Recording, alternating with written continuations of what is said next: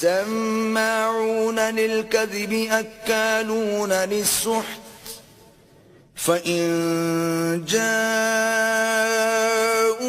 فاحكم بينهم أو أعرض عنهم وإن تعرض عنهم فلن يضروك شيئا وإن حكمت فاحكم بينهم بالقسط إن الله يحب المقسطين.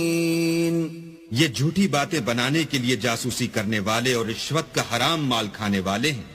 اگر یہ تمہارے پاس کوئی مقدمہ فیصل کرانے کو آئیں تو تم ان میں فیصلہ کر دینا یا اعراض کرنا، اور اگر ان سے اعراض کرو گے تو وہ تمہارا کچھ بھی نہیں بگاڑ سکیں گے.